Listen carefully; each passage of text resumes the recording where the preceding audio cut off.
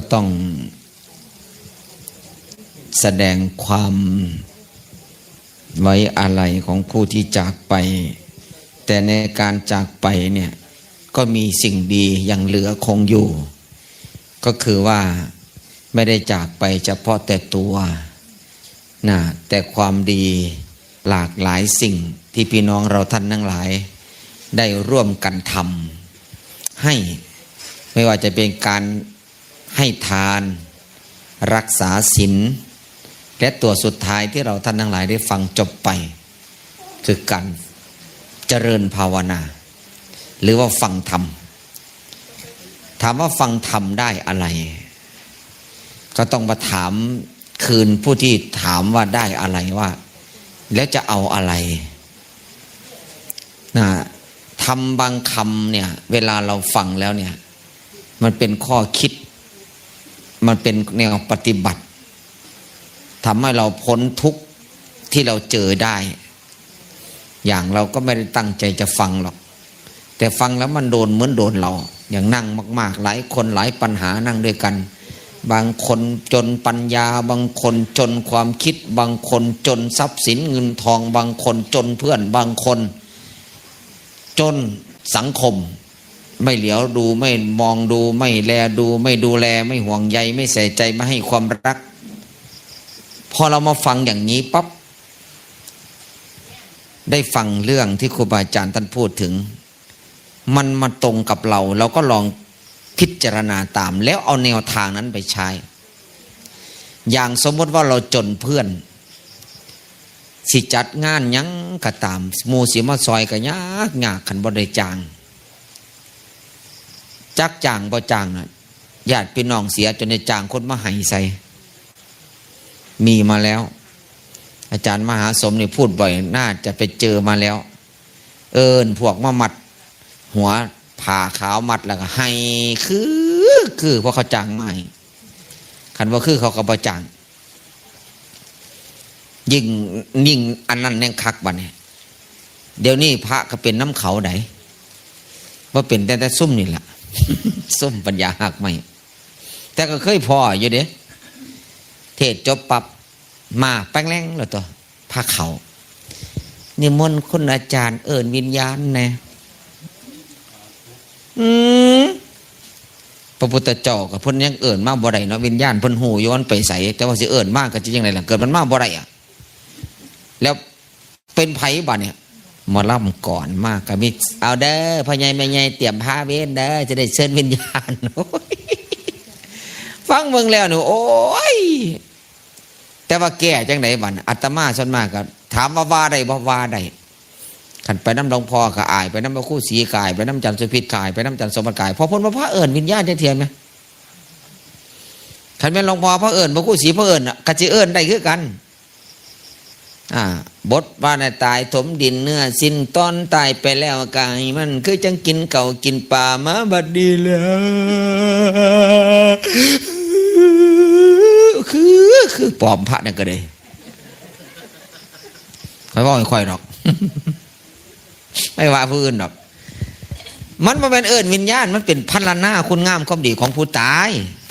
ว่าเคยกินเขาเคยนั่งอยู่บัดนี้สิบ่เห็นห้อยตีนห้อยมือสิบ่เห็นได้บัดนี้สินะให้ก็ให้คือเนาะหมอลำนึงให้คักบัดเนี่ยว่าสะอึกสะอื่นเฮาเลยเข้าใจผิดว่านั่นคือวิญญาณพอวิญญาณแม่มาอีหลีห้วยขันมากเว้าก็เว้าสิได้นั่งอยู่สิติสิบ่ได้มุนอิเลบ่เฮ็ดหนีไผหนีมันพุ่นละทางฉะนั้นคนจนหมู่นี่สังเกตขาดหยังบ่พระพุทธเจ้าเพิ่นเว้าหลักการขาดไว้อยู่4อย่าง1ขาดการให้คันตระกูลนี่บ่เคยให้พี่น้องนี่จะเมานั่งอดตะลับครับตะนอนปันติว่าได้ก็อะไรบ่ปกติปิดก็ได้ปากแต่ว่าก็แสดงว่าง่วงแล้วเด้บัดเนี่ยมือไปบ่ทันแล้วเดี๋ยวนี้ตั้งแต่เปิดหน้ากากนี่เริ่มมือเริ่มโปไปแล้วพอมีไข่มีเนี่ยปิดปากแค่นมือขึ้นหน้ากากแมทสบายเลยการหาวหลังจากเขาปลดระว่างใส่กระไดบ่ใส่กระไดบันลืมหอดเอามือไปใส่บันเต็มทีเลยบันเลยกลายเป็นความเคยชินมาหอดสมือนี่นั่นข คันบ่เคยให้ผู้อื่นก็บ่ให้ขึ้นอีหลีคันย้อนให้กันนี้จังไปนี่บ่ไปก็บ่ไปหรอกวะไปสังฆทานหลายวัดนี่ก็เด้ออย่าว่าเก่าวัดโถยมันสิครบ100วัดแล้วบ่ไปซุมื้อเอาโลดสิกินซุมื้อปานบ่พระซั่นเด้ผู้ว่าคนบ่เข้าใจบ่ได้ไปวัดเดียวไปหลายวัดกินคักกินแน่มื้อนั้นก็สิกินคักกินแน่นี่กินแต่สังฆทานมันอื่นบ่กินบ่ที่ว่าล่ะเห็นบ่แต่บ้านเฮาเข้าใจอยู่ดอกไก่หลวงพ่อ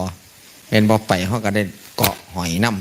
ำคนบ่ไปก็ยังมีหอยน้ำเย็นเนาะมันบ่ค่าน้ำเด้อค่าไฟเด้อค่าน้ำหยอดซอยเพิ่นช่วงคืออยู่เด้บางเวทก็มาบ่ทันซะดอกแต่ว่าเพิ่นก็ไปวิ่งอยู่จันเป็ดซื้อหยังซื้อเป็ดวะนี่มาแต่ก็บ่ได้ตั้งใจสิไปนั่นดอกแต่ว่ามันไปมีเงินไขก็เลยไปผมว่าเราสิจัดงานพร้อมพอดีแล้วก็เลยไปบอกกล่าวความนิมนต์ไปงานมนต์อาจารย์ล็อกอาจารย์ไว้นะเว้าทรงสิคือว่าเราสิสร้างหลวงพ่อพระอุปคุต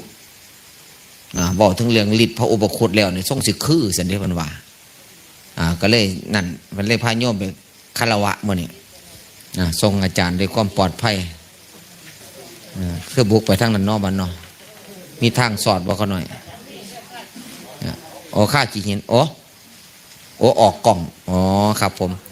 ป้าเจ้านั้นเพิ่มมาแล้วมันลงทุนบุกไปทั้งปัญญามันออกกล่องนะว่าอาจารย์ก็ออกแล้วออกมาจังสมงควรแล้วออกสำนิสิเป็นยังเนาะปลอดภัยแคล้วคลาดมือก็จะเดินทางอีกเลยนอนจังอิ่มไปอิ่มไปมืออื่นกันเลยพวกได้ขัวเขาตกแตกเนาะมันเนาะท่านคือการให้นี่ว่าหลายอย่างแล้ว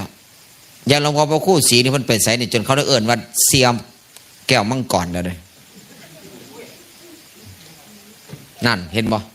บอกว่าท่านได้จบเปิดก้นออกแก้วมังกรออกเห็นบ่คันบ่ทวงขิงคาอีกตั้งหากเห็นบ่คันบ่ทวงเนี่ยฮอดวัดโอ้ยว่าแล้วนั่นเห็นบ่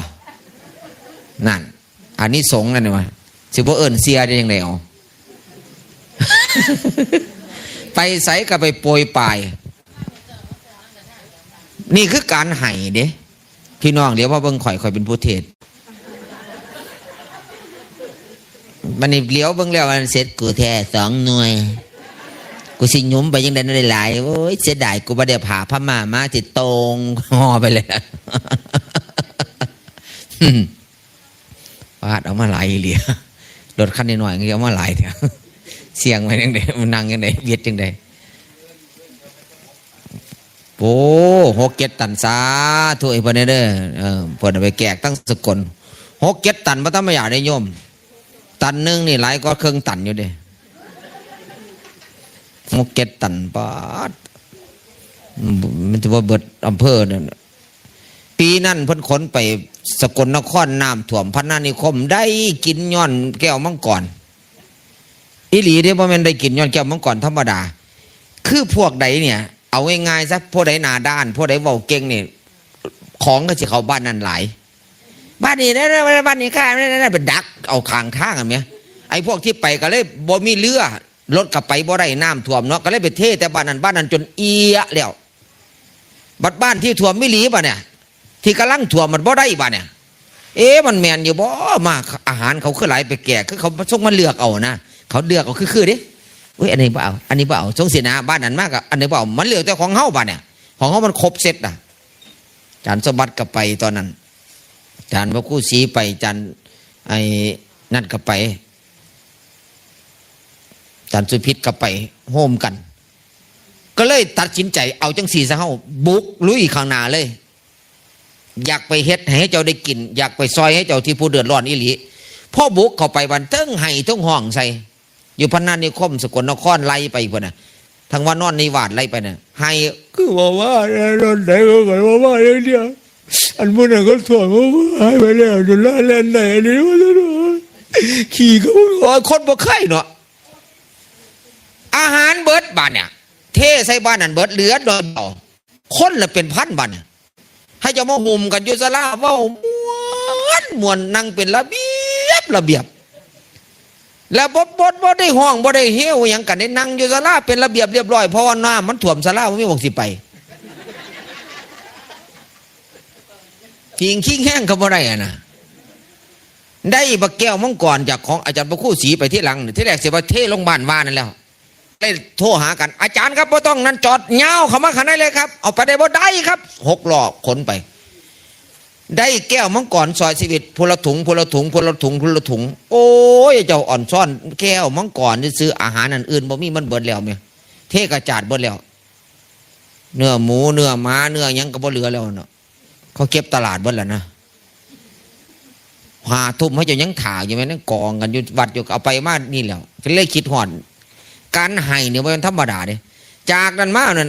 เริ่มให้เท่เดียวนั่นละบัดเนี่ยเพิ่นไปเทศใส่เพิ่นกระบอกให้ฟังความยากความลำบากพี่น้องทุกเรื่องน้ำท่วมไปบ้านนั้นบ้านนี้เลยมีเจ้าภาพแก้วมังกรมื้อนี้ก็ไม่เพิ่นหลายตันอยู่ตัว4-5 ตันอยู่วัดก็เดี๋ยวมาถวายซื้อเนี่ยบ่ได้คิดสิเอากำไรในตลาดเลยอ่ะมาเต็มวัดจนบ่มีบ่งว่างเดี๋ยวนี้มือคนสิคนไปสุกนครน้ำแกกเพื่อละบาดเนี่ยกลับมาแต่ละคนหน้าตาสิคือแก้วมังกรเลยทำบังรถตะปุตะปะแหนงองตองเอ็งตะกี้เนี่ยโอ้ยว่ามันคักเติบไปเนาะอย่ากินเห็นโยมเขาขายเนาะเห็นโยมเขาตั้งร้านขายน้ำลายเอือกเนาะบักโม่ใส่ง่าเนาะตะกี้มันเนี่ยเขาบ้างยังไม่เนี่ยบักโม่ใส่ง่าแต่ว่าบัดนี้มามองเบิ่งแล้วเนี่ยการให้สังเกตหนึ่งให้แล้วได้ญาติมิตรแต่กี้เว้าก็เว้าเถอะบ้านเราใหญ่ก็บ่รู้จักบ้านกังป่าใหญ่คือกันบ้านกังป่าใหญ่ก็บ่รู้จักเราใหญ่ให้กันเดี๋ยวนี้รู้จักแม่นั่นแม่นี่เห็นว่าแม่ใหญ่แพงแม่ใหญ่นั่นแม่ใหญ่นี่แม่นั่นแม่นี่เริ่มรู้จักเลยเริ่มมาเห็นหน้าไอ้เราใหญ่ตีน่ะแดกังป่าใหญ่นี่ก็เลยต้องมีใหญ่พร้อมได้ได้ตั้งชื่อแล้วตั้งกลางป่าน้อยบ่ได้บ่ทันเขาเพื่อก็ยังทำผาใหญ่เนาะเราใหญ่เนาะกลางป่าก็ต้องใหญ่น้ำดีเห็นป่ะบ่ใหญ่ก็ลองหยับขั้วใส่กันที่เห็นป่ะบัดนี้ให้แล้วได้ญาติมิตรตัวนี้นี่มันผูกความสัมพันธ์เนี่ยข้างๆบ้านเฮาสังเกตได้ของอยู่ของกินได้ย่ำอยู่ย่ำกินบ่อึดแต่ผู้สิแบ่งปันกันนี่บ่ได้กันเริ่มจากกันให้ด้วยกันเนี่ยที่มาลงสิกีกสิไปแล้วได้วางในขั้นประท้วงเห็นปะประท้วงปั๊บอ๋อว่าท่านว่าโอ้บัดเดียวจนเปิดหลังรถอาญาอยู่นี่วะย้อนท่วงเนี่ยในฝนนี่ว่าเราไปใส่เราจะอัดไปน้ำตลอดนะนี่คือการให้ได้ให้ก็มีความสุขเมื่อนั้นเพิ่นก็ขนให้อาตมาเต็มขันรถคือกันแต่ลืมเอาลงรถขิงไปฮอดอำเภอศรีบุญเรื่องมันอ้อคือกันบัดอาตมาก็เลยพ่อเปิดหลังรถสิเอาของโยมมาให้บักกล้วยวันนึงก็เลยเอาเป็นว่าแลกกันเนาะอะไรวะก็เลยบอกว่าเอาขิงล่มแกกเพิ่นเลิกเลยบ่ได้เอากลับวัดเจ้าของสำเร็จได้บักกล้วยมาแทนหรือมาออกจากรถอีกบัดเนี่ยอบอยู่หันละจนสุกข้ารถไปบ้านไหนอีกละวันเจอบักกล้วยสุกวันแรกยังบ่นี่แหละได้แลกมาอีกไหมวันน่ะ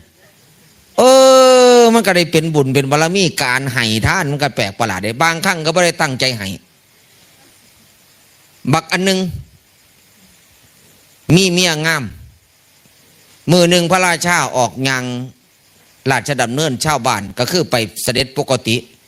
อีอันนี้บัดเปิดหน้าต่างออกลืมคิดพ่อว่าพระราชาเสด็จมาหน้าเฮียนเจ้าของเปิดตอนเจ้าของกำลังตื่นนอนใหม่กะจิสินตุ่มเอิกเนาะขอยกับบ่เกิดบ่ท่านไหมพระแก๊กพระราชาบ่เหลียวเบิ่งมันลงมักเมียเขาเพิ่นนี่ก็ได้เพ่งลงละมักเมียเขามาแต่พุ่นเด้เมียเขาก็เป้าหมายมันดังมาแต่พุ่นเด้แต่บ่เห็นว่าแต่งซื่อกลับไปนอนบ่หลับหาเรื่องสิเอาเมียเขามาเป็นเมียเจ้าของพระราชาเด้เนี่ยคิดแล้วคิดอีกจะว่างจังใดขั้นจิตใส่คนไปจับเดี๋ยวก็คนก็สิว่าอันแต่มันมาประหารสั่งผัวมันเขาก็จะหาเรื่องนั้นให้เฮาคิดแผนการได้ก็เลยบอกว่าไปเรียกบักอันนี้เขาเฝ้าด่วนดูว่าท่านว่าพ่อได้ยินข่าวบักอันนี้มันก็รู้เลยโอ้ยไปด่าเมียเลยย้อนมึง เขาบอกให้ปิดประตูปิดหน้าต่างพระราชาเสด็จมึงไปเปิดหน้าต่างเฮ็ดหยังผัวก็คิดอยู่แล้วล่ะว่าย้อนเมียโคโลไปให้พระราชาเห็นหลังจากนั้นพระราชาเลยสั่งว่าจงให้นายอันเนี้ยไปเอาดินโกมุตซึ่งมีอย่างเดียวอยู่ในเมืองพญานาคแล้วคนธรรมดาสิไปเอาได้จังไหนบัดเนี่ยคือหาเลี้ยงใส่ขันมาบ่ได้สิตัดข้อประหารจะได้วางแผนจะได้อันเพิ่นผู้นี้ก็ได้เพิ่นผู้นี้ก็ไปแต่วันเมียก็ต้มเขาต้มยังให้แต่เศร้าคือกันกับสู้ซกไงล่ะครับอมิตตานี่ล่ะเอาเขาใส่บังไปกินข้างหน้าเด้อบัดเนี่ยแล้วสิไปไหนแล้วบ่มีวีซ่าบัดเนี่ยก็เลยไปกินเขามันก็ว่าเป็นอารมณ์จะกินเนาะก็เลยเอาเข่าทิ่มลงน้ำจมไปน้ำกินซะสูว่าสันว่าอันกูนี่สิตายแล้วละทั้งไหนก็จะลงไปเอาอะไรดอกดินโกมุตเนี่ยมันอยู่เมืองพญานาคคนน่ะอันสูยังเป็นปุงเป็นป่ายังมีเอายุยื่นเนี่ยนะเดียวบ้านเขาที่จองที่กินเนี่ยเท่ให้ป่าได้กินแล้วบ้านเนี่ยบริวารก็คือบริวารของพญานาคมุดลงไปเป็นไล่งานพญานาคมีบักกระนึงจมว่าสันว่าแต่ได้กินอิ่มหนำสำราญลูกว่าได้กินเขากินปลาวาไปยังเสียมาโปรยท่านไหนเห็นว่าท่านไม่ได้ตั้งใจได้น่ะ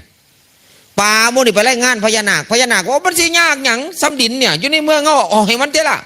ก็เลยน้ำดินนี่ขึ้นมาให้นายนี่นายดีใจบ้านหอดินได้อันผู้พระราชาก็คิดอีกเรื่องบ้านคนมันมีวีซ่าเกิดมันไปเอามาได้อีหลีบ้านกูก็จะไม่ได้เมียมันตัวบ้านทหารปิดประตูเมืองตั้งแต่หัวค่ำว่าท่านว่าปกติปิด6 โมงแรงฟาดตั้งแต่บ่าย 3คนว่าประชาชนเดือดร้อนบ้านเอาปิดไว้แท้การค้าขายกันคมนาคมไปมาบ่สะดวกสบายพระราชาสั่งมิดแต่กี่พระราชาคือกฎหมายใส่ระบบสมบูรณาญาสิทธิราชพ่อเล่ามาบ้านเนี่ยเราก็รีบมาเราดีใจเนาะโอ้รอดแล้วกูบ้านว่าสันว่าได้ดินมาแล้วเอาไปเอามาเหตุจังไหนบ้านพ่อรู้ว่าพระราชาสั่งปิดกูว่าแล้วหาเลี้ยงใส่เข้าไปในเมืองบ่ได้ต้องถูกโทษประหารเลยจับดินโกมุตที่ไหนมาจากเมืองพญานาควี่ไปขามกำแพง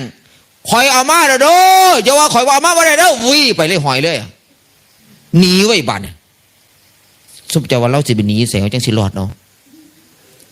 ขันมาบ้านเราไงก็คือสิบ่รอดเพราะว่าก็สิซอกแซกนั่นคนแปลกหน้ามากก็สิรู้ได้พอได้แปลกหน้ามาแน่นบ่ไปทำพระไงก็จะตรวจสอบทุกฝีก้าวไปก้างปลาไงก็จะตรวจสอบเพื่อกันนี่เนาะโอ้แต่ว่าเราคิดได้ไปรี่อยู่หลังวัดหลังในอุโบสถไปรี่ในวัดแต่ว่าหลังพระในขณะที่รี่อยู่หลังพระบ้านเนี่ยพระราชาจังได้ก็จะเสร็จแท้แน่นอนเมียเขาบักนี้มีโทษคือขาผัวเขาแล้วก็จับโทษประหารแล้วเจ้าของก็จะเอาเมียเขามาเป็นเมียเจ้าของนะนอนขึ้นฝันเป็นประหลาดต่างซะแล้วฝันเห็นพวกที่ตกนรกโผล่ขึ้นมาเว้าบ่ท่านในสุดจมลงไปอีกตัวแรกบัดเว้าทุตัว2สะตัว3นะตัว4โสทุบลวกซาบุ๋มนาบลโซบุ๋มว่าจบป่ะเนี่ยเอาไปเอามาเรื่องนี้คือพวกตกนรกเนี่ยมันสิว่าให้จบอยู่ดอกมันกระสางกรรมมาคล้ายๆพระราชานี่แหละก็เลยพระมเหสีก็เลยดึงพระราชาองค์เนี่ยพระมเหสีหลวงน่ะเข้าไปหาพระเจ้าก็ฟังว่าบ่มีผิดบ่มีไพ่กับพระองค์ดอกที่เขามาโพบอกว่าอย่ามาเป็นพี่น้องกับเขาเลยอันความคิดพระราชาที่คิดอยู่เดียวเนี่ยการกระทำที่กำลังจะกระทำเสมอในพวกนี้มันเป็นมาแล้วมันเหตุมาแล้วหลงมากมีข้าวเนี่ยมันเจอมาแล้วสันเนี่ยพ่อเนี่ยก็จะเหตุถอพ้นเลยมาเตือนสติสันเนี่ยอันนี้ว่าโดยย่อให้ฟังคือว่าถึงเรื่องตัวนี้ว่าถึงเรื่องการให้ขันเล่าว่าได้ตั้งใจให้เห็นบอกกันยังได้ผลอันซุ่มเฮาตั้งใจให้บ้านเนี่ยตื่นแต่เด็กลูกแต่เศร้ามือส่วนเสแต่งานไผขี้ขาดพ่ออยู่พ่อกินไผขยันขนขวายขจังสีมีเงินใส่ไผสนุกกี่ห้าเล่นสนุกเอาเต็มมวลเฮขังพูน5ขังพี่ไผนาจะทุกจน1เขาและลูกก็มาบ่ายก็บ่ได้เด้ตีมือไม่ไว้ใส่บาทไม่ไปจกเก็บมันเก็บพุ่น เขากำหอมๆเนาะสมัยก่อนก็อยากกินได้เขากำกินเขากำก็ติดอ่อนตอนเลยนะย่าเนาะกินเขาเกี้ก็อ่อนตอนเท่ากันเลยจะว่าติดจังไหนวะเนี่ยเอาไปเอามาบ้านี่จนเขาเป็นผู้เป็นลูกเขาก็คิดได้สมัยอันนี้ว่าสมัยเป็นคนเด้อบอกให้ฟังแต่พอท่านได้บวชพุ่นคิดในใจคิดจังสิเด้เบิ้งแหละตระกูลกูคือไม่พอได้บวชแล้วพี่น้องกูตั้งไหนไปกูคือแพงกักแพงแนวไว้ให้พระแต่จะได้คิดไปจะเด้แล้วมาบวชจะรู้จักบ่นโอ้ท่านคือการให้หนึ่งให้ของเสมอกันเฮากินแก้วเฮาก็เอาแก้วไปวัดเฮากินป่าเฮาก็เอาป่านั่นว่าให้ท่านแบบสหายท่านเสมอกันกินหยังใส่หยังก็เอาของนั่นล่ะของประณีตจังใดเฮาใส่เฮาก็ไปให้พระจังซั่นสองถาดท่านเฮากินหยังดีเฮากินสมผักกินตอนแต่เอาน้ำสมผักไปวัดนั่นเอิ้นว่าถาดท่านเหลือเดนจากเข้าแล้วจังเสร็จพระเขาขันบ่เน่าเขาขันบ่บูดกับบ่หอดวัดสมผักขันบ่สุกับบ่เอาไปวัด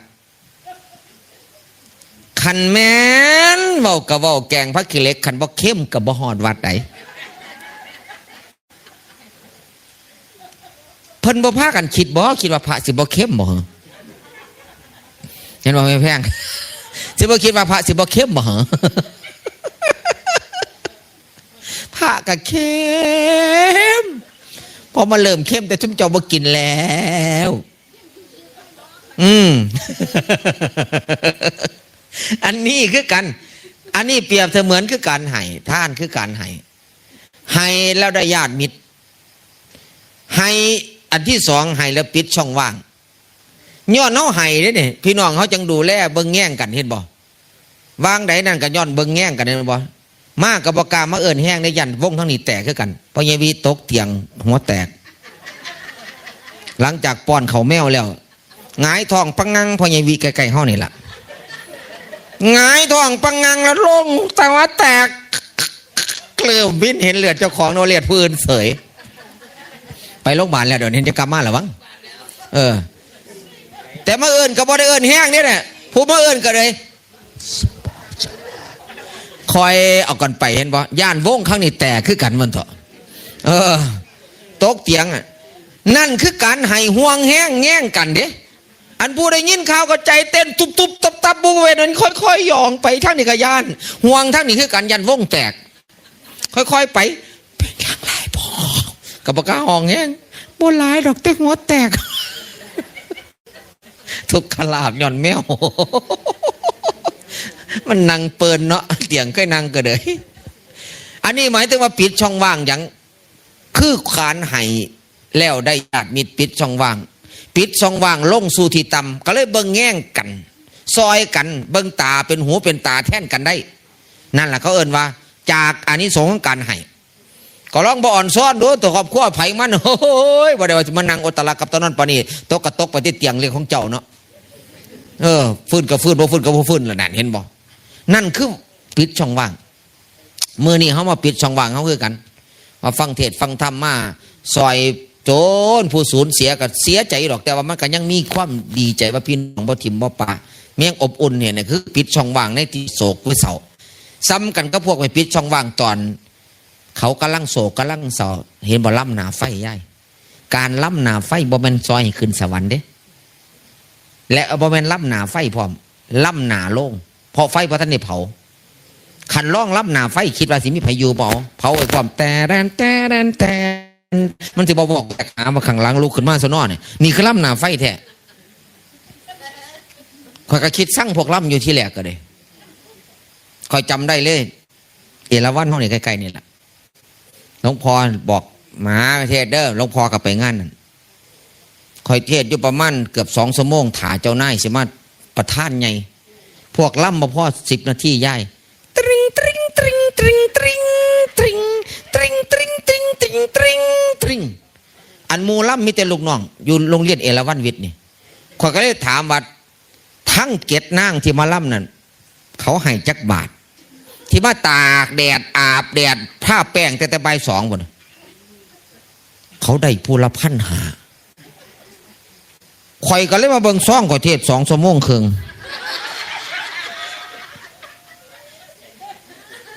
ได้500แรงมือนั้นนิมนต์ข่อยไปเทศแก่เขาอีกบัดงานเก่าหั่นละข่อยก็เลยบอกเจ้าพานับจากนี้เป็นต้นไปอาตมาจะไม่เทศอย่างนี้อีกแล้วนะถ้าเป็นไปได้มีงานจัดขึ้นในงานครั้งนี้อาตมาขอฟ้อนหน้าไฟดีกว่า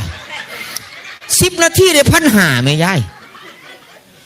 คอยจะฟ้อนแม่นั่นคือธรรมาสพลันแตรงแตรงแตรงแตรงแตรงแตรงมันง่ายกินง่ายให้หรอเห็นแล้วว่าเมาหลวงพ่อหัวหลวงพ่อก็ยังได้เหตุการณ์ไปเผาวัดอยู่ป่าซาในวันมาต้องบอกบ้านน้อยย่ายนะนี่ใกล้ๆเขานี่แหละโอ้ยมันเกินไปโพดให้ท่านเลยก็ให้ทำกันในน้อยย่ายเนาะ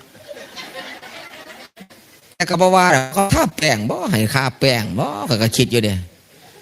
มันก็บ่ได้รับยังเกินไปได้วันนั้นว่ารับหนาไฟคอยเบิ่งแล้วไฟก็บ่ทันได้เผาวันรับหนาโล่งซะคอยเลยไปถามเขาอีกว่าผู้ฝึกสอนเอารับเห็นยังเพื่อเชิญดวงวิญญาณลำหน้าไฟให้ดวงวิญญาณขึ้นสู่สวรรค์อ๋อเถอะขันรับหน้าไฟดวงวิญญาณขึ้นสวรรค์ได้โมต้องนิมนต์พระไปเทศดอกโมต้องนิมนต์พระไปสวดรับแมนเบิดมือเลยแต่งแตงแตงแตงแตงแตงแมนบ่เอามัน10 คณะก็ได้ตัวเขียนพินัยกรรมไว้เลยถ้าแม่ตายอย่าลืมเอาลำมันลำให้นะแม่กลัวตกนรกแต่คำว่าปิดช่องว่างรับหนาไฟเพื่อช่องว่างความทุกข์ความโศกความเศร้าที่เพื่อได้สูญเสียญาติพี่น้องสูญเสียพอสูญเสียเมียสูญเสียผู้ใดใน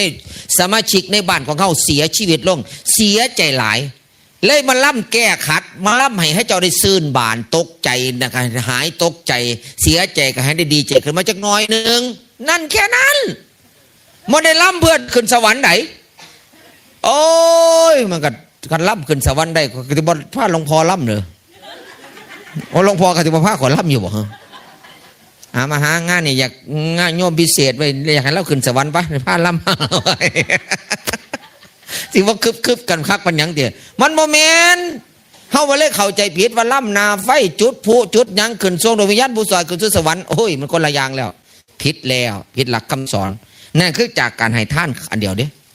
อันสุดท้ายหาทางขึ้นสวรรค์มีซุมเจ้าเคยอวยพรผู้ใดบ่ว่างดอกไม้จันทร์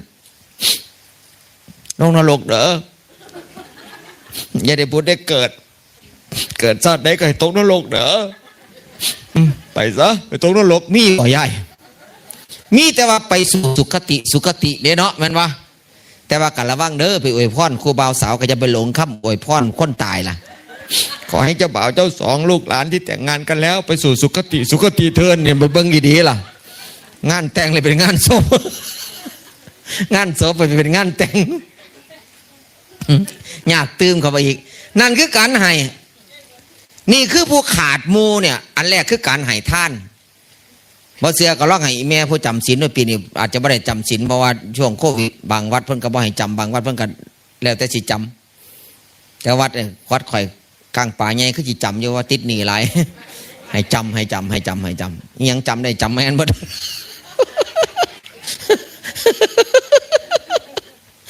ว่าคิดอยู่สิว่าบาปบ่คือกูออกโบสถ์กับไฟแนนซ์คิดในใจเอาโบสถ์กับไฟแนนซ์แล้วมาสร้างโรงครัวมาแล้วก่อนจังไปทายโบสถ์ออกมาคิดอยู่สิว่าบาปตื่มเขาอีกว่าโบสถ์กับไฟแนนซ์นั่นบ่ตื่มบ่ได้หลายล้านอยู่บ่ตอนนี้บัดนี้ท่านคือการให้นั่นคือสิทธิผูกมัดกับพื้นได้เลยนะผูกมัดจิตใจให้ฮักให้แพงให้แบ่งให้ปั่นกันได้เพิ่นเอิ้นว่าพริกเรือนเหนือเกลือเรือนใต้หมูไปไก่มาคอยสอดคอยส่องคอยมองคอยเมียงบ้านใกล้เรียนเคียงคอยเรียกขานไต่ถามยามทุกข์เข้าสุขเข้าสารขาดเหลือเจือจานกันไปตามมีเนกาสีละปะเตสุขขังองค์พุทธังตัดชี้ว่ากินคนเดียวความสุขไม่มีถึงจะอ้วนจะพีก็ไม่กี่วันก็เลยแบ่งปันกันอันกินอ้วนเฮามันได้อยู่ดอกแต่ว่าจักเงือละบาดเอาอึกอัดซ้ำแบ่งบาดโอ้ยเห็นบ่ยังอาจารย์พระกู้ศรีนี่แหละมากินจนเอะแล้วเนี่ยเดี๋ยวพอจะมาแบ่งให้ซึมเฮาเจ้าข่อยหน้าตาจนเป็นบักกันมั่งก่อนเบิดแล้วมันบ่ ไปใส่มาใส่ก็เลยกลายเป็นโลโก้แบงกับย่องจากผู้เอามาให้เขาก็กลายไปของสุกเราบ่กินมะนาวของเก่าบ่เราเริ่มนึกการให้ท่านนี่กันเนี่ยอันแรกท่านบัดนี้ไม่ออกจำศีลพันสิห้องบทหนึ่งเป็นตะปุ้ยเป็นตะฟังอย่างนี้เลยนี่แต่ผู้เสียงดีส่วนมากไงบ้านเฮาเสียงดีเนี่ยแต่ว่าก็บ่ค่อยห้องปานใดนะทานางการให้ทานยอมสมานกิจไมตรีผู้หายโอ้ยเสียงนี่สะอ่อนให้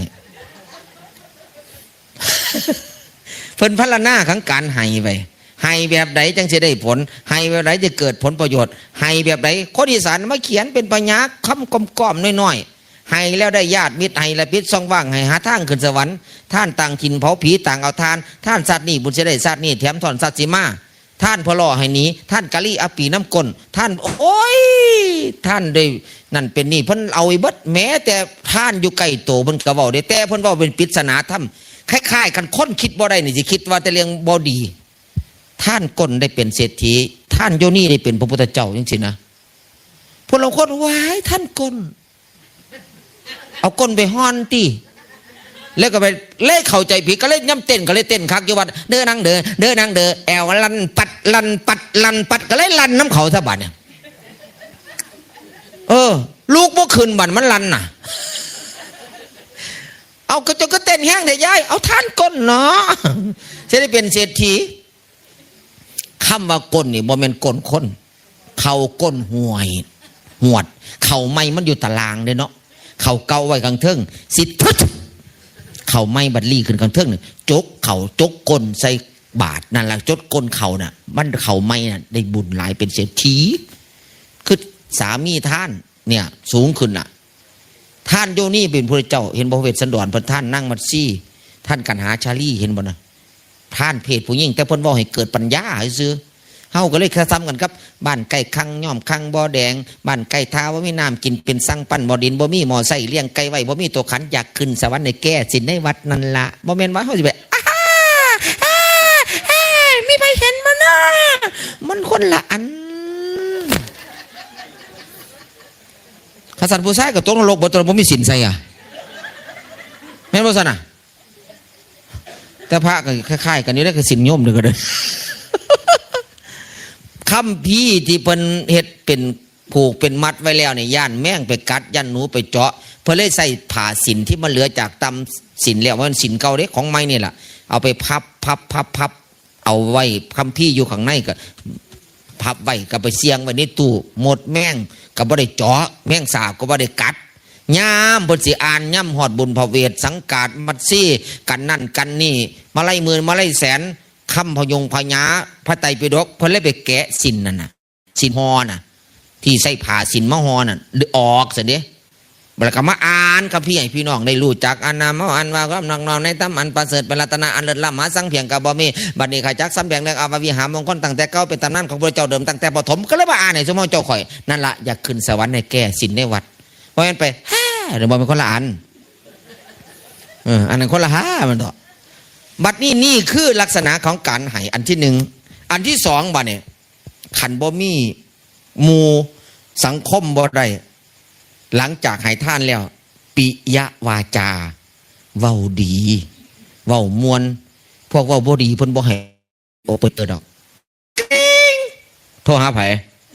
เฮ้ยฮะท่านนายกอยู่ไหมคะเอาอยู่บ่อยู่ก็มาเบิ่งเองเด้อล่ะตายหยังอยู่บ้านก็บ่เบิ่งอยู่พี่เอาขอสิมาจักเที่ยวบ่บ้านเนี่ยโอเปอเรเตอร์รับสายยาเป็นคนเว้าบ่ม่วนหมู่นี่ย้ายไปพอเว้าม่วนไปอีกสาขานึงครับอีกอย่างหนึ่งครับพวกเป็นโคศกบัดเนี่ย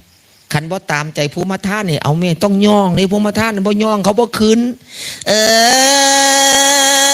เอาเหยียบตะปูบ่คือกันอ๋อบอกถึงคุณผู้ท่านตัวว่าท่านว่า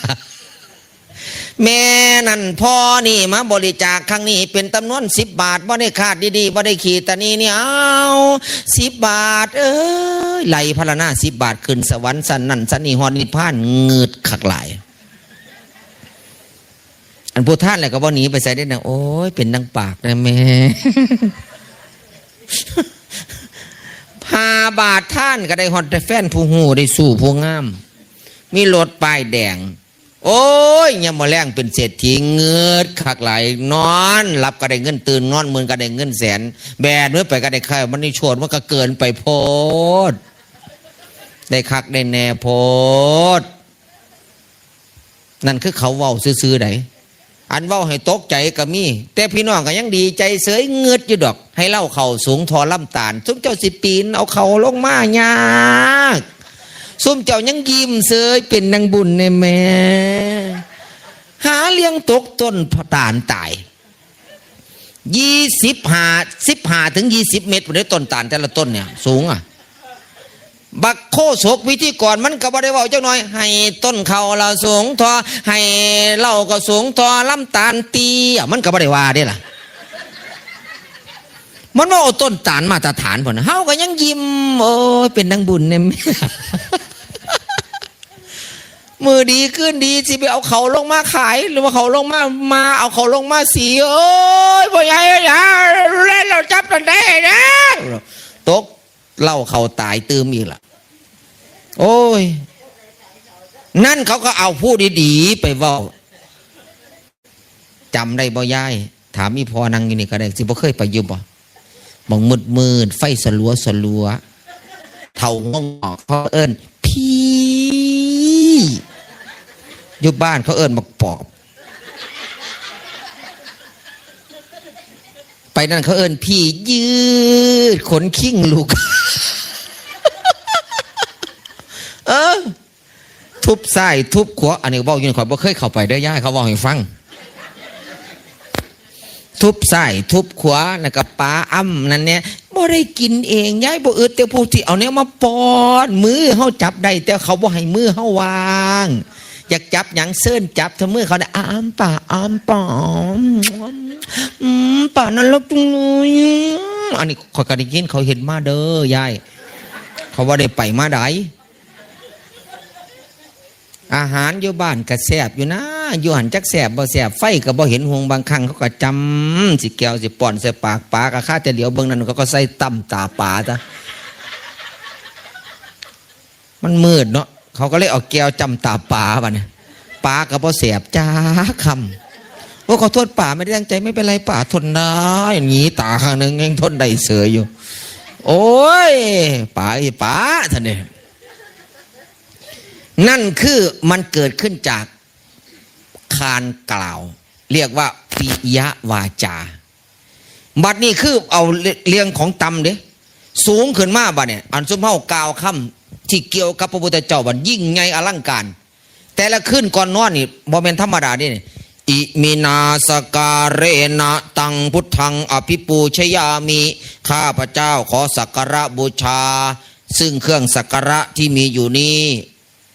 ซึ่งพระพุทธซึ่งพระธรรมซึ่งพระสงฆ์ด้วยเครื่องสักการะนี้มือ10 นิ้วต่างถูบเทียนทองขันมือวันพระเฮาก็เฮ็ดขันดอกเบ่งแน่เฮ็ดขันดอกไม้แน่ขันมือบ่มีอีหลีกับมือ10 นิ้วเฮาเนี่ยต่างถูบเทียนทองซ้ำขันหาได้เนี่ยมาเปรียบใส่กันโลดขันบ่เชื่อนี่อย่าลงเด้อ1 2 3 4ขังเทิงบองกลางมันสิแหลมเบิ่งมือเฮาเด้อ1 นิ้วโป้2 ก้อย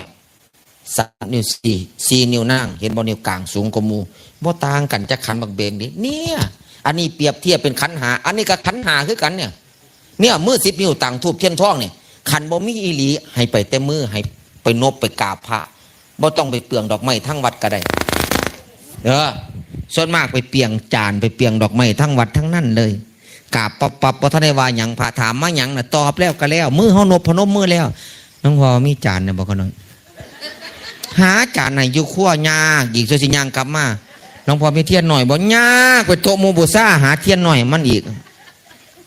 น้องพ่อดอกไม้ทั้งไหนดอกไม้กำลังออกดอกต้นเดียวมันก็ไปถอนมาเอาเฮาบ่ตั้งใจสิบอกมันเลยมันก็มา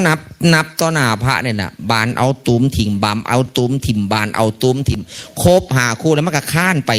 เบิ่งเอาตามความจริงจานวัดเพราะข้างหลังวอวัดดอกไม้วัดเพิ่งเอามาบางใดนั่นเทียนอยู่หน้าโต๊ะของวัดทั้งนั้นมันบ่ได้ลงทุนหยังเลยและค้านมาถวายพระนิมนต์รับขันหาขน้อยแน่พระก็อยากถามจะค้ำอยู่อันไหนเป็นของมึงจานก็กลัวมาให้ได้ เทียนกับของกูอยู่หน้าพระโตโมบูชาดอกไม้กูถ้าเบิ่งดอกมึงกับมันเด็ดทั้งต้นเลยเนี่ยถอนมันเลยเนี่ยอันไหนเป็นของมึงขันหากูอยู่เลยอันนี้เขาบอกเข้าใจกันเข้าใจเขาอยู่ได้เห็นวันนี้มือ10 นิ้วต่างตูบเทียนทองแต่ขันมีดอกไม้เขาสิประคับประคองถือไปด้วยความระมัดระวังนี่ขึ้นเลยเป็นประเภทนี้นี่คือการเว้าคือการบันไปเว้ากับพระพุทธเจ้าอิมินาสกะอรหังสัมมาพัลนาของคุณพระเจ้าไม่มีคุณไหนที่เป็นโทษสวดได้คุ้มครองเฮาท่องได้คุ้มครองเฮาเด้ข้าพเจ้าขอสักการะบูชานมัสการไล่มาแต่ละขออรหังสัมมาสวากขาโตสุปฏิปันโนล้วนแต่รักษาเฮาเท่านั้นเลยนั่นคือคำเว้ามวลเกี่ยวกับของสูงตำลงมาบั่นผีสางนั่งไม่บั่นเนี่ยอยู่ในห้องเจรจาเด้เว้าง่ายสุดเว้ากับผีเด้อกับเทวดาเด้อง่ายมันก็บ่เอาหยังซ้ำพวกผีบางครั้งเราหายไกลตัวพ่อซื้อได้แม่นบ่อันคนมันเอาตะพุดตะเพื่อกบยอมพอใหญ่แล้วกลับมาเราอาจจะบ่ยอมเหมือนกันเราอาจจะกลับมาตีแมวก็ได้เพื่อให้เราตกเตียงแต่ตอนเราคิดบ่ได้เลือดเราออกโยนเนาะขันมอแมนย้อนมึงกูบ่หัวแตกได้สิแล้วก็เกี่ยแมวอยู่ดีๆแล้วมันนั่งเตียงยังไงมันเราก็มวนน้ำแมวเนาะแมวตอนนี้มันก็บ่ซอยจ้ากันจมทรงโรงพยาบาลก็บ่จมไหมว้ายตกเตียงมันว่าซะเองนี่คือเปรียบไปฟังว่าคำเว้าดีๆเว้าเจ้าข่อยจึงกินน้ำอ้อยเป็นรางวัลเว้ามึงกูจึงกินขี้หมูเป็นรางวัลเมียบ่งามแต่เว้ามวนเป็นเสน่ห์ได้ย่ายพ่อชั่วมือเอิญพ่อตะกี้เอิญเฒ่าแต่กี่คนอีสานบ้านเฮาบ่ได้เอิ้นพ่อน้ำเขาดอกเท้า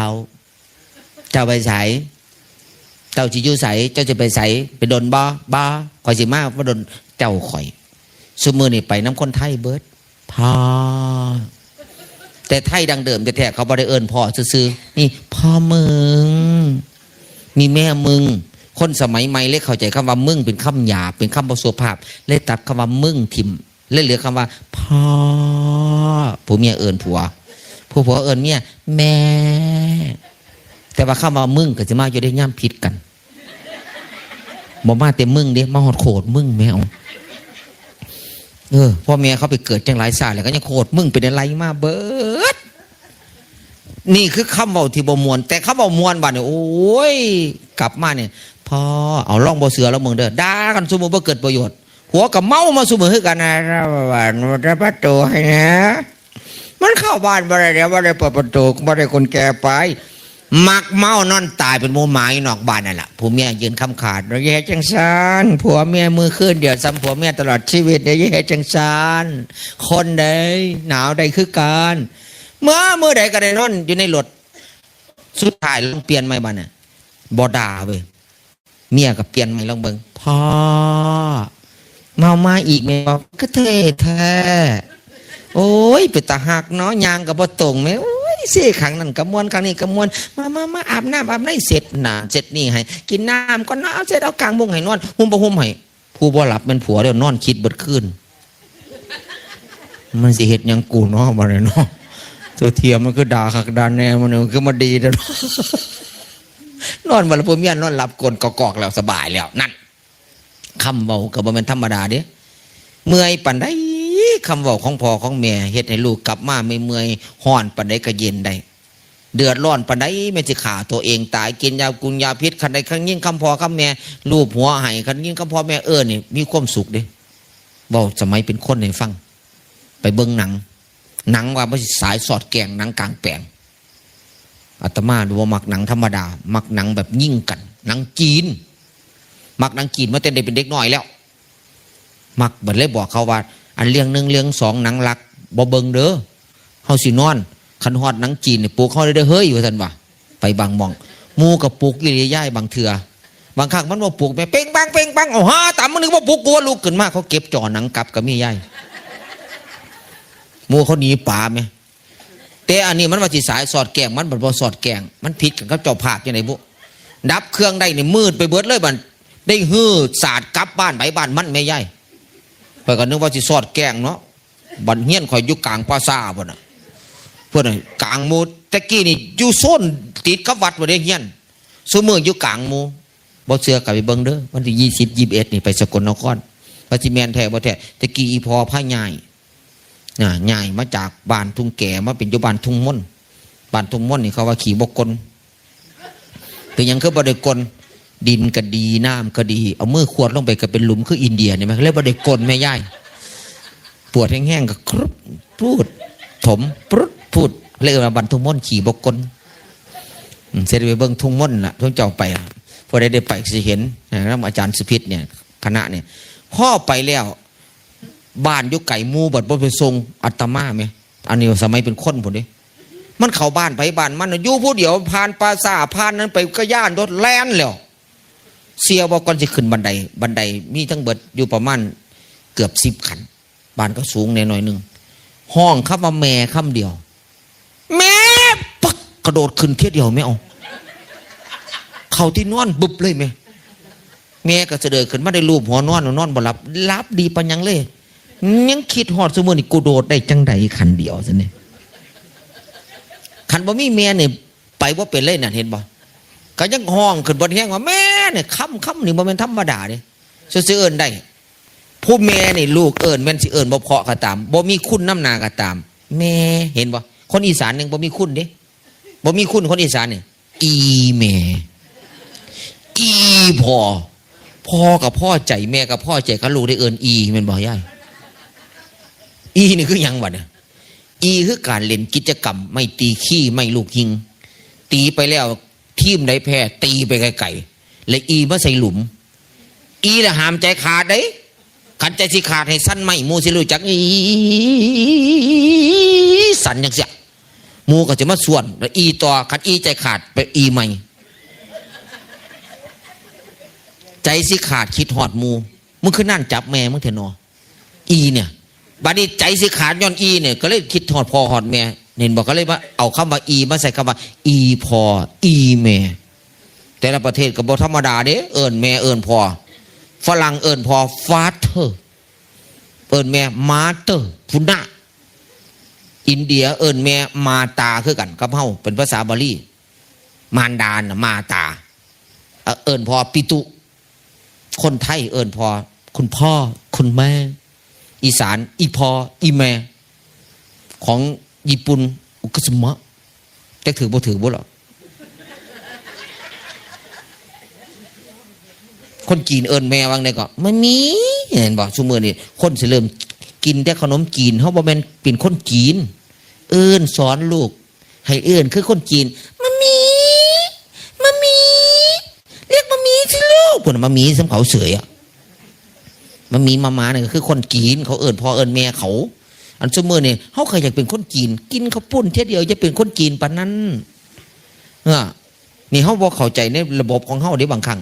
แต่ว่าคำเว้าเดี๋ยวนี้มันฟังละมวนน่ะเขาเอิ้นว่าปิยวาจาผัวเอิ้นเมียก็มวนติพ่อป๊าดฟังมันเด้ก็มวนตัวผู้เมียเอิ้นผัวกับพ่อผู้เขาเอิ้นเมียกับแม่เห็นว่าซุมื้อก็เริ่มเอิ้นกันเบิดประเทศแล้วเด้ต่อไปนี่พระนี่เริ่มเอิ้นเบิ่งสิบ่ม่วนติเหรอพ่อทั้งผู้พ่อก็เป็นหยังเลยเว้ยมันคือดังเนาะอันว่าเอาแบบพระพุทธเจ้าพระเอิญซะอันที่3ว่ะเนี่ยท่านได้หายแล้วคำเว้างามเว้าเขาเว้ามวลได้เว้าแล้วอันที่3เรียกว่าอัตถจริยาอัตถะแปลว่าประโยชน์จริยาแปลว่าประพฤติประโยชน์ส่วนร่วมประพฤติประโยชน์ส่วนร่วมเป็นหยังเนี่ยคือพี่น้องเฮาพากันปลูกต้นไม้เห็นบ่ขางฟังหลวงพ่อพาปลูกต้นจำปาจำปีหยังนี่คือเพชรน้ำกันเบิดมันใหญ่ขึ้นมาได้ส่วนหุมเศร้าหุมย่ำบุญย่ำงานเขาวัดหาดอกไม้ยากกับเด็ดแมนกลางทางเนี่ยนี่เขาบ่ได้ปลูกได้บุญลงก้นก็ได้ใส่ถนนหนทางสะดวกสบายลาดปูนลาดหยังเขาซอยกันเทกันนั่นเห็นบ่ในวัดได้หยังในศาลาชุมชนที่ห้องพักเขาซอยกันนั่นคือกิจอาสาเกิดขึ้นอัตถจริยานั่งอยู่นี่คือกันผ่านมาบ่เป็นหน่อยๆเฮ็ดงานสังคมมาเห็นบ่งานนั่นนี่เขาก็ไปซอยกันงานนั่นก็ไปซอยกันบางทีเป็นตะขาดก็ไปถมซอยกันสุดท้ายก็สันบ่ได้เที่ยวทางนี่ดอกเห็นบ่ ทั้งใจแอนล็อกเพิ่นก็มาซอยทั้งพี่น้องทั้งอบตเทศบาลทั้งพี่น้องเฮาในผู้ใหญ่บ้านกำนันซอยกันเรื่องซอยชาวบ้านก็ไปซอยอีกเกตซอยกันได้ที่เป็นประโยชน์นั่นอัตถจริยาจนมาบัดนี้กันนี่ก็เอิ้นอัตถจริยาคือกันมานั่งฟังมานั่งซอยมาซอยหอมซอยมาหอสันซอยปลูกเขาหนึ่งเขาจัดงานโจมตอกโจมเต้นนั่นอัตถจริยาขันซอยกันนั่นย่องเฮามีงานด้วยบ้านเอาให้เจ้าก็ไปซอยเฮาคือกันเฮาก็ยังมาซอยเพิ่นก็ไปซอยเฮาไปซอยเอาไปเอามาเลยกลายเป็นการซอยกันการซอยกันนี่คือการซอยบำรุงประโยชน์ของผู้ที่ผ้าเฮ็ดแล้วก็เฮาไปเฮ็ดให้เพิ่นก็มาเฮ็ดให้เฮาเกี่ยวเขาว่านเขาแต่ซุมื้อนี่มีแต่จ้างเนาะต่อไปนี่พระนี่ก็สิหายากเด้สิได้จ้างเด้นี่ยังใครอยู่เด้นี่ยายยังเห็นพ่อเห็นอยู่ต่อไปก็จะได้จ้างเบิ่งหลวงพ่อเด้เขาจะเอาหลวงพ่อไปอ้อมผ้าเพราะว่าสิหายากนะอีหลีต่อไปหาพระยากแต่เน้นเริ่มหายากเลยซุมื้อนี่เน้นบวชโอ้ยโยมนี่โอ้ยเห็นเน้นนี่บ่เคยเห็นม.3 บ่จบเขาก็บ่ให้ออกจากโรงเรียนคันบ่จบม.3 ซุมื้อนี่ป.6มันก็ขี่มอเตอร์ไซค์สิ่งบ่อยากเรียนแล้วเรียนก็บ่อยากเรียนบวชจะไปถามมันหยังเนาะมันถามเลยบวชแล้วกินข้าวแลงได้บ่มันก็บ่ได้แล้วเนาะบวชแล้วเล่นเกมได้บ่พวกนั้นมันถามอ่ะพอพ่อป่านร้านเปิดเกมไม่ในวัดเอาโลดคันอยากได้เน้นพระเพิ่นก็บอกเด้เล่นได้ย่ำเล่นเนี่ยบ่เป็นหยังดอกเด็กน้อยให้มันเล่นแน่แน่เล่นไปเลยมันติดซะแล้วอย่าว่าแต่เด็กน้อยผู้เฒ่าก็ติดเกม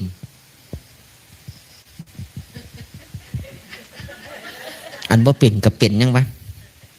ตูดบ่ไปกับใส่น้ำลายตูดยังฝืดกว่าเก่าพอเราคนบ่เป็นทัศกีดนี่ก็บ่เป็นนะนั่นเริ่มติดเด้ติดละมวนตัวบ้านเนี่ยพอมวนแล้วบ่อยากเฮ็ดงานเนี่ยบ้านเนี่ยมีงานอยู่กับข้างๆเนี่ยบ้านเนี่ยซักผ้าไว้ไงมันมุนอยู่ล่ะอย่างล่ะนั่นคืออย่างลักษณะของการใส่อัตถจริยาคือบำเพ็ญหรือกระทำส่วนรวมช่วยเข้าไปช่วยให้ส่วนรวมได้บรรเทาทุเลาเบาบางหมายถึงว่าไปซอยงานมูนั่นแหละตัวสุดท้าย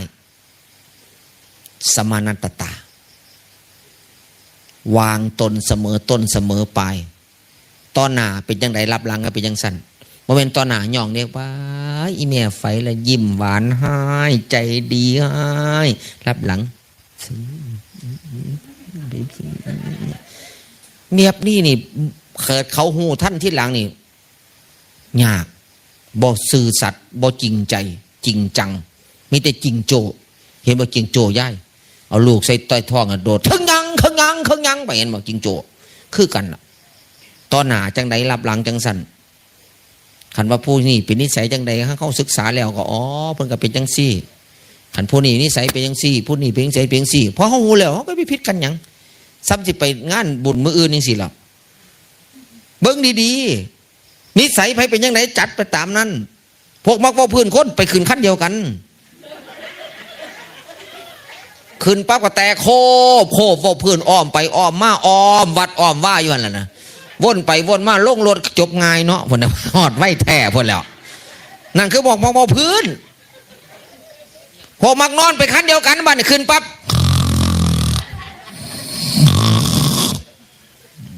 มันกูปันสิขนหมูไปขายพุ่นแล้วโกนใส่กันโซเฟอร์ก็ไปนับนาทีบางพวกมักม้วนบัดนี้ขึ้นปั๊บอันเปิดแสงสีแนวบ่เห็นห้องพุ่นแล้วเขาก็เปิดแสงสีนะเปิดเสียงเพลงนะตุ่มโอ้ยม่วนน่ะแล้วคันนี้ก็ได้โอ้ยพุ่นแล้วน่ะไปบุญว่ามันม่วนยอมไปบุญได้ไปบุญยอมรถพอได้เสียงดีก็ห้องกันนั่นคือพวกมักจังซั่นร้องเอาพวกมักนอนไปอยู่กับพวกจมเนาะบัดนี้จมหยังมันนอนเดี๋ยวตื่นก่อนโอ้นี่คนมื้อนั้นปีนั้นเป็นได้ก็เฮ้อดูขึ้นมาตอบให้ก่อน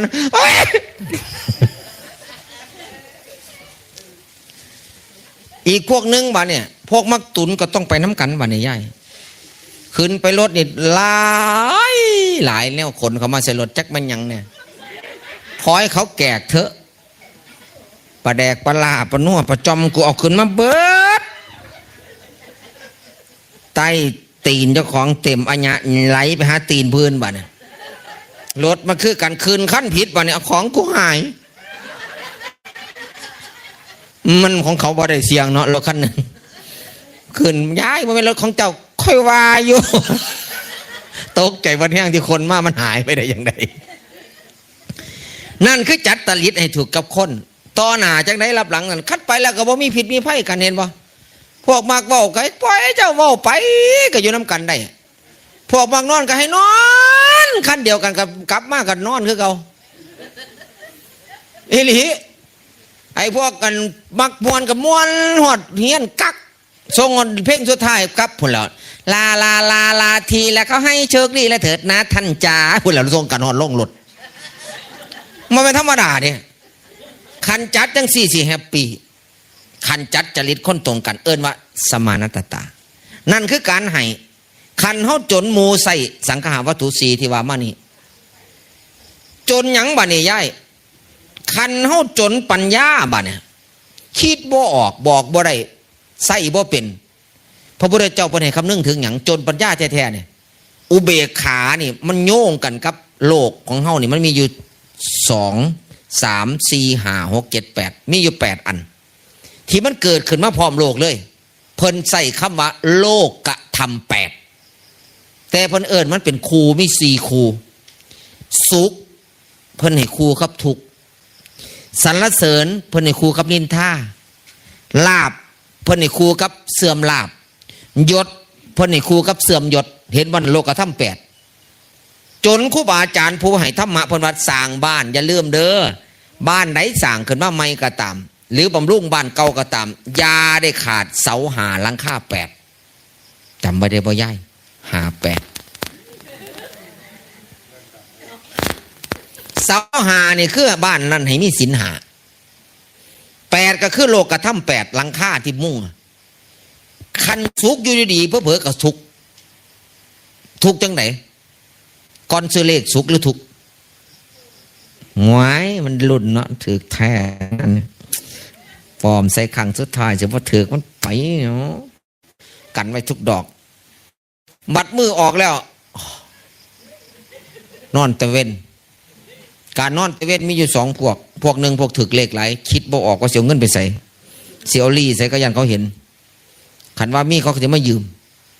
อีกพวกที่2ติดหนีปิดบ้านแต่ไฟแต่เว้นติดไฟแต่เว้นพุ่นนะยันเขามาท่วงสรุปแล้วพวกมีนอนแต่เว้นกับมีคือกันก่อนซื้อกับรุ่นคือกันเด้ว่าเสกได้นั่นได้นี่ซ้ำเงินเขาเลี้ยงไก่ไว้10 ตัวมีคนเอาไก่ไม่เฮา100 ตัวฟรีๆแต่ไก่ที่เฮาได้มา100 ตัวฟรีๆเนี่ยเป็นไก่ตายหา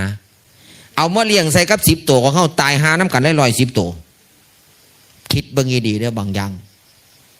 คิดจังไดวะติเงินบริสุทธิ์ของเขาบางครั้งมันกลับไปน้ำเขาได้ใจใหญ่ได้คนเฮานี่ก็เลยอยากเอาขึ้นมาอยากให้ได้หลายกว่าเก่ามันว่าธรรมดาเด้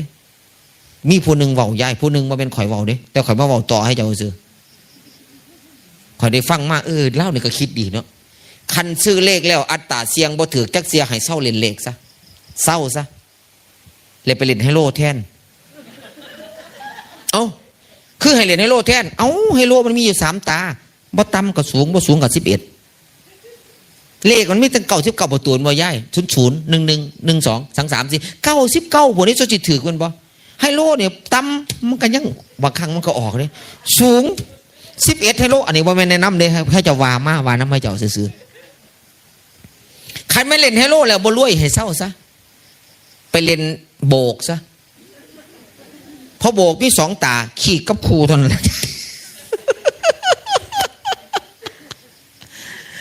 คันมันเล่นโบกแล้วก็ยังบ่รวยอีกเศร้าแมนทุกอย่างเลยอีหลีมันก็เป็นกรรมวิธีที่ให้เจ้าคิดได้แต่อันนั้นคือเบาเปรียบเทียบให้เจ้าหาสรุปแล้วมันก็การพนันกับบริยักอย่างไฟใหม่เหลือขี้ดินบ้านไฟใหม่เหลือขี้ดินยังมีบ่งอยู่สร้างขึ้นมาใหม่ได้โจรลักก็ยังเหลือของในบ้านยังเฮี้ยนยังเหลือขี้ดินยังเหลือมันบอกไปถึงเฮี้ยนถึงขี้ดินดอกเอาแต่อุปกรณ์การใส่ไปได้บางอย่างแต่ติดการพนันไปปัดเลยบ้านก็จำนองขี้ดินก็จำนำไปปัดบ่เหลืออย่างทั้งสิ้นเห็นบอกมันคนละอย่างเด้ไฟใหม่เหลือขี้ดินโจรปล้นก็ยังเหลือบ้านทรัพย์สินเงินทองบางอย่างยังเหลืออยู่ การพนันไปปัดบ่มีหอดบกสุขหัวนอนพลคนก็เลยนี่คือเปรียบมาเห็นว่าคันแม่นเฮาจนความคิดแท้ๆล่องเบิงโลกกระทำคันแม่นจนใจบ่มีทางสิไปมื่นเฮาสุขมันก็มีได้ผ่าไม้ก็สุขได้รถไม้ก็สุขได้เนาะคันออกรถมาบ่ทันในพ่อเดือนบ้านข้างๆออกรถไม้เลี้ยวเบิ่งรถเจ้าของเนี่ยบัดเก่าแมนเถอะเนาะออกคันอีใดอีกเนาะแน่รถเฮาสิเก่าเมื่อคนข้างบ้านออกรถไม้พอเขาไปเปรียบเทียบใส่เขาดิเบิ่งแต่บ้านเขาโอ้ยบ้านเขาเนี่ยสดใสๆเนาะบ้านเฮาก็มั่วมืดบ่สะองสะอาดสิสะอาดจังได๋หน้าต่างเฮาก็บ่ปัดบ่ถูเนาะมาใหญ่ลองปัดถูหรือเขาขี้เมียงเขานั่นเฮาก็ไปถูใหม่มันก็เป็นตะเบิงขึ้นเด้เนี่ยเขาเรียกว่าคนบ่รู้จักแนวคิดในการใช้ประโยชน์ฉะนั้นตัวนี้แหละเป็นตัวสำคัญมากเลยว่าเฮ็ดจังได๋บัดนี้คันจนมาแล้วจนสุขมันก็คู่กับทุกข์มันเป็นคู่กันย่ามทุกข์หลายๆก็อย่าเฝ้าเสียใจหลายมันยังมีสุขโผล่ขึ้นมาให้เห็นอยู่สรรเสริญกับครูกับนินทามันแม่นสิดีปันได้ผู้เว้าพื้นก็ยังมีนั่งอยู่นี่เว้าก็เว้าซะผู้ใดบ่เคยเว้าพื้นหลวงพ่อเนี่ยเอายกมือให้ข่อยเบิ่งดูเอา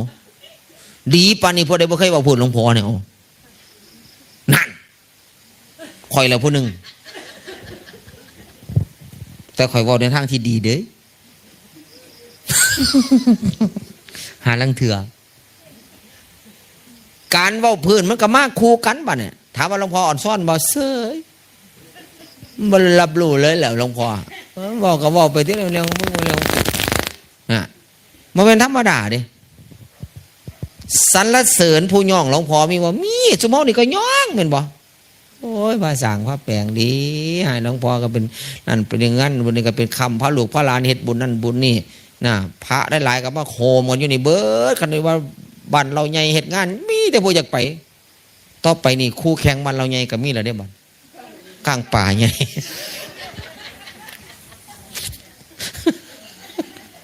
พวกเจ้าคือหูก็ไม่ได้บอกอยู่นายคนหูแทนเนี่ยคู่แข่งทั้งด้านไหนต้องใส่สีด้านสางวะบัดนี้สรรเสริญครูนินท่าแล้วทุกครูทุกได้แล้วลาบเสื่อมลาบบ่มีผู้ใดดอกขันมันรวยไปตลอดเลื่อนตลอดมือมันจนก็มีเด้ถามเศรษฐีนั่งอยู่นี่เอาบางปีนี่ได้เงินย้อนหลังมันบ่อันตัดอ้อยขายนี่ก็ได้ปลูกอ้อยขายบางปีบ่ได้อ้อยตัดกันยังบ่ออก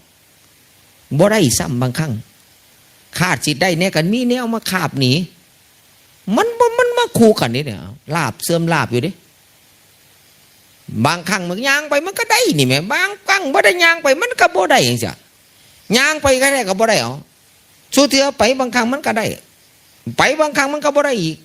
อันนี้เคยเจอมา